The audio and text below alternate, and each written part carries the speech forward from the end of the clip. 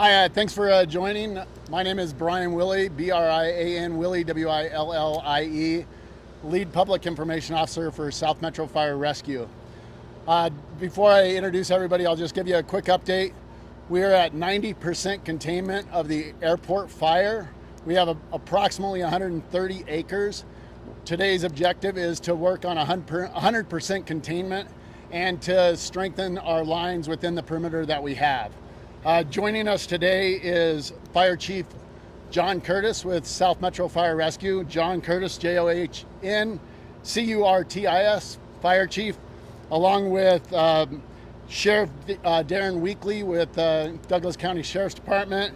Darren Weekly, D-A-R-R-E-N, Weekly, W-E-E-K-L-Y,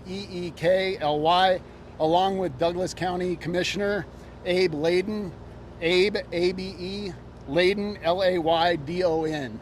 And we'll start out with a statement from Sheriff Curtis, or Chief Curtis with South Metro Fire. Good morning, everybody. Thanks for joining us today.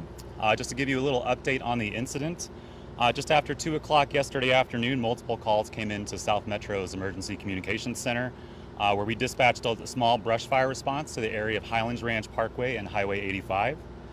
Multiple reported fires differed from that original location just south of that area, and we responded in kind to those same areas along Titan and Highway 85, as well as the southern corridor on Santa Fe, extending down towards Leviers.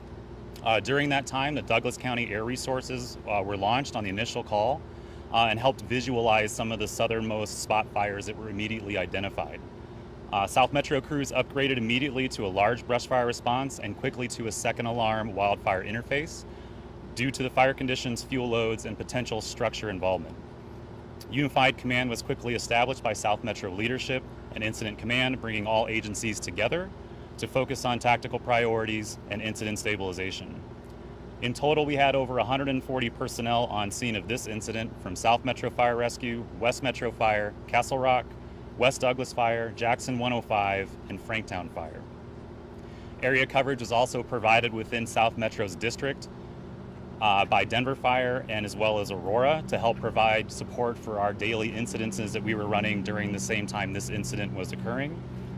Also involved were the Douglas County Office of Emergency Management and the Douglas County Sheriff's Office, as well as Emergency Services, along with Burlington Northern San Francisco Railway and the American Red Cross. Unknown number of evacuees, as those evacuations orders have been lifted last night, primarily in the area of Leviers, to which we thank those citizens for being flexible and erring on the side of caution with us. Most importantly, no structural damage incurred, both residential and commercial. And most importantly, along with that, no injuries were reported to our community members nor our firefighters involved fighting this incident. We containment, just like Brian said, of almost 90% containment with the fire approximately at 130 acres.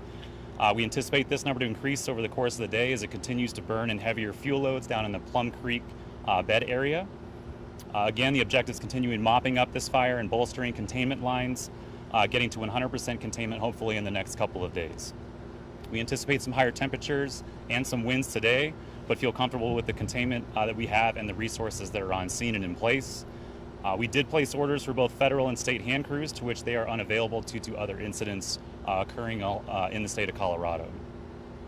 And I'll just finish with a big thank you to the South Metro crews who responded initially, identified the significant nature of this fire, and implemented resource ordering of the surrounding mutual aid partners that we have great relationships with as well. Also, an enormous thank you to Douglas County Sheriff's Department, their Office of Emergency Management, and the partnership we have for air resources that certainly helped contain this fire along that corridor and where we couldn't have gotten it much worse into some of those structures and buildings, and of course the people that reside or operate businesses in those areas. So we want to make sure that we just thank everybody, thank the firefighters, thank you all for coming out today, and I'll hand it over back to Brian. Douglas County Sheriff Darren Weekly. Good morning. We are very fortunate that this fire did not spread more quickly. We are also fortunate that Douglas County has a hill attack fire helicopter that is on standby. That helicopter was in the air within 10 minutes of this fire going out.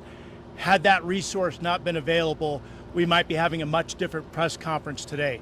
I applaud the efforts of the South Metro Fire Rescue and our other fire agencies that responded. Again, this fire could have been much worse than it was.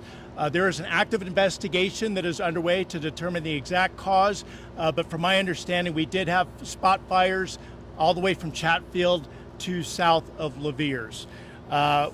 Douglas County Sheriff's Office had approximately 25 personnel that were working the scene, in addition to the Office of Emergency Management, which we opened up our Emergency Operations Center.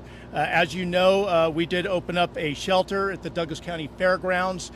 We also staffed that with the Deputy Sheriff to ensure security of that. My understanding is we did evacuate about 39 homes at the time. We also went door to door to ensure that, that folks were safe there. But I can't stress enough that had we not had that fire hill attack team in the air within 10 minutes, this fire would have been far worse than it was. Now I'd like to introduce County Commissioner Abe Layden.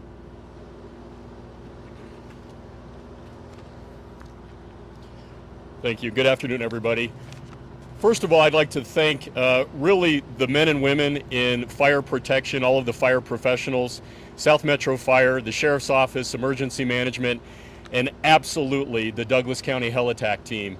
The Sheriff stated it very well. This is exactly when preparation meets the possibility of a threat to our community, and that's exactly what happened. For years, as the Wildfire Action Collaborative, we have been dedicated to making sure that we have year-round dedicated hell attack support for our county. That's significant for many reasons, not only public safety, but obviously for the ability for businesses and citizens to get property insurance.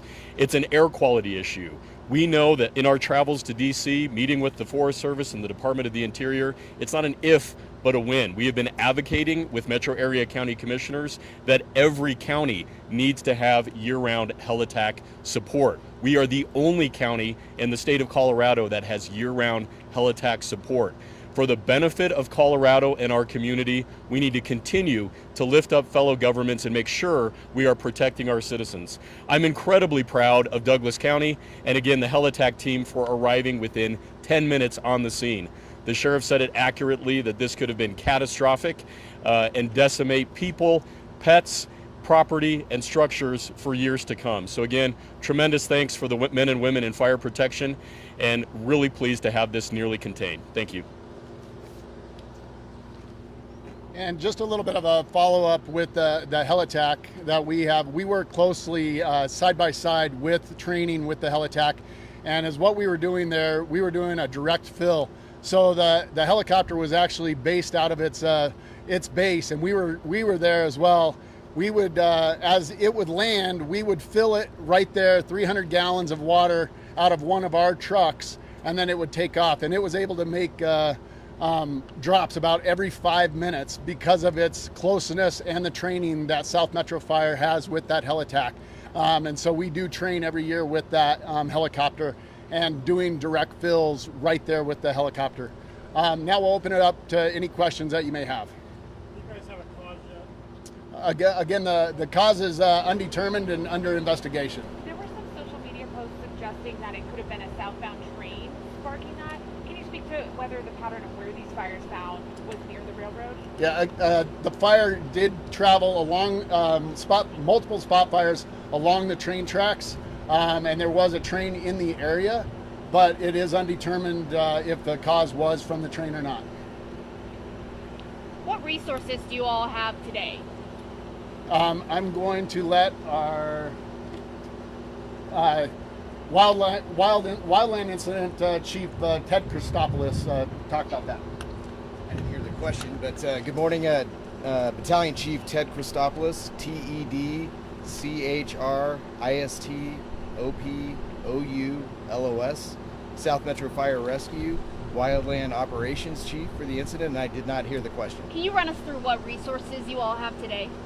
Yes, absolutely. So today, overnight, South Metro had resources out. Today we brought a fresh task force out with task force leader supervisor. So that's what South Metro brought, and a water tender for water support.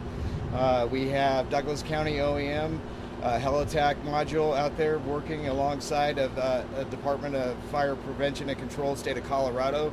Another SAW module working with OEM resources, and we're also using the helicopter right now as we speak. Talk about how many involved in the task force, how much it costs. Oh yes. So we have 5 engines and a supervisor is what a task force is.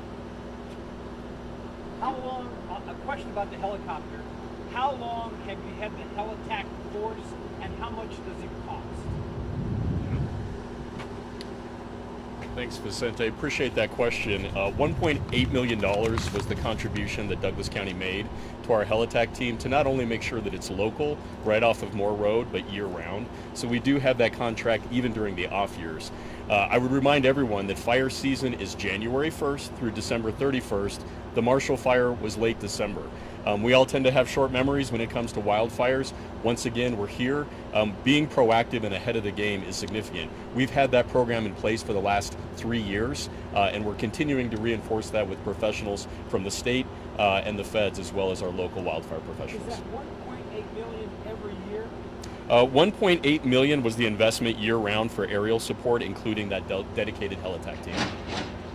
If you want to Yep. build upon just where Douglas County stands when it comes to wildfire response. I mean, you've lauded in the past that Douglas County is the best when it comes to wildfire response. Do you want to build on that now that we have an example? Yeah, Noah, thanks for that question. And candidly, the state's fire hawk was not available, right? So for any county that could have faced a situation like this, if you don't have a helicopter, you're dead in the water, right? So the importance of public safety in our community is paramount. People often ask, why is Douglas County so prosperous? It's because we invest more in public safety than any other county in the state. And wildfire protection is the #1 potential threat facing our community. Again, that map shows that California and Colorado, we are the hottest, the brightest, and the reddest in the nation. So again, reinforcing that need to focus on wildfire mitigation. How should the rest of Colorado right now, as there's more wildfires bursting out at Gunnison even, Yeah. how should the rest of Colorado take influence, not just from the heli-attack team, Yeah. but from the response times to South Metro Fire Rescue and other agencies that have responded? That's a great question. And citizens play such a crucial role. We also have an in-kind match where people can mitigate their densely wooded areas in their properties, and the county provides a 50% match. So again, not having kindling on your property, again, Douglas County is 51% open space.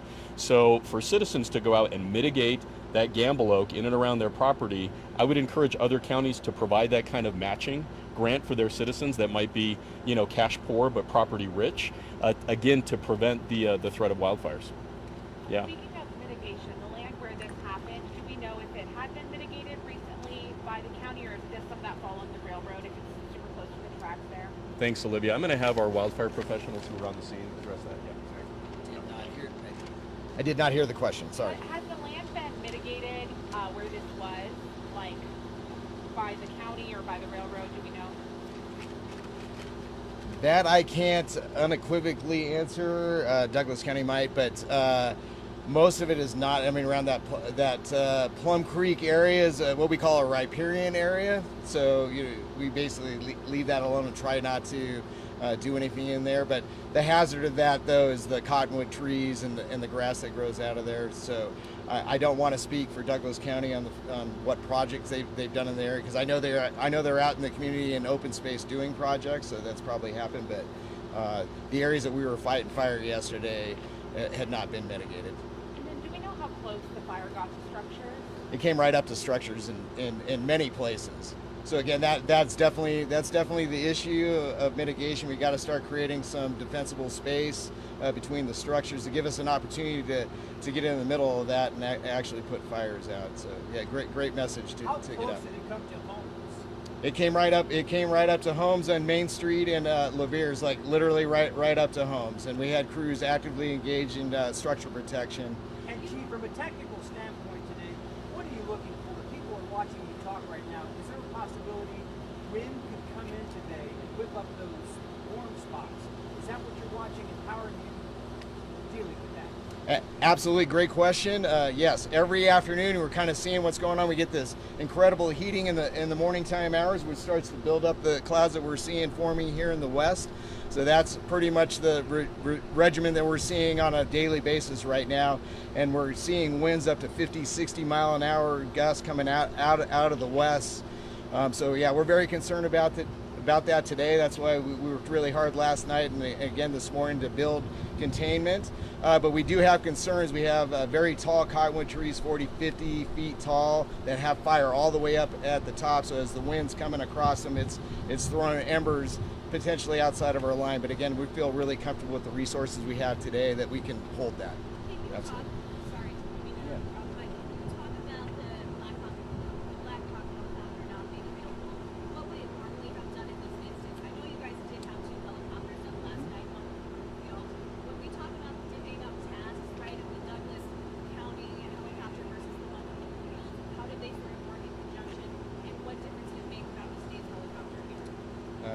Great question.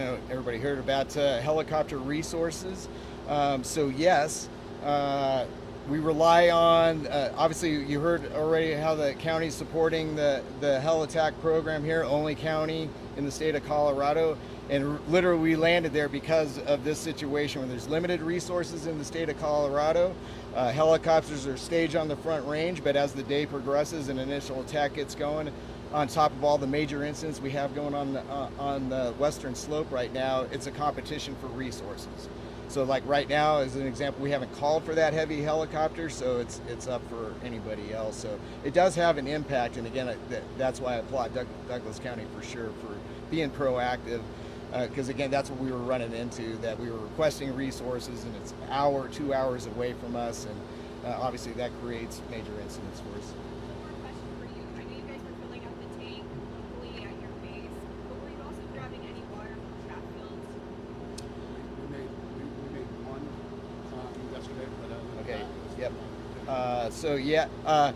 So we made one pool out at Chatfield Reservoir. Obviously, with recreation going on Sunday, we're impacting that. So we had other abilities, and frankly, what ended up happening is the short turnaround time from the helibase to the fire was more advantageous for us to land the helicopter, pump 300 gallons of water, and put it back in the air. So really short turnaround time. So it was productive. How many helicopters? Are we talking about one that were over this fire? Yeah, we ended up with Douglas County's helicopter, Forest Service contracted helicopter that we pulled all the way from the western slope. So it came literally all the way across here, and then an aerial helicopter supervisor. So we had a helicopter supervisor, the Douglas County helicopter, and then a federal Type 1 helicopter, Sky Crane. So 2 aircraft. We had 2 helicopters and so really 3 aircraft. If you count the supervisor that was flying above, everybody kind of coordinating the helicopters. 2 were dropping. Yes, two were dropping water. A question for Darren. Within those 10 minutes, what's happening? How much water is the helicopter picking up? How much is it dumping per round? When you get that call, what's that timeline looking like within 10 minutes for the sheriff's office? There's a sense of urgency. Our dispatch center is immediately notifying that heliTAC team they need to prepare and they need to get in the air. Yesterday alone, on day 1 of the fire, they dropped 26,400 gallons of water. And that's just the Douglas County helicopter. And that was 88 tank loads of water. You can imagine how bad this would have been had that resource not been immediately available.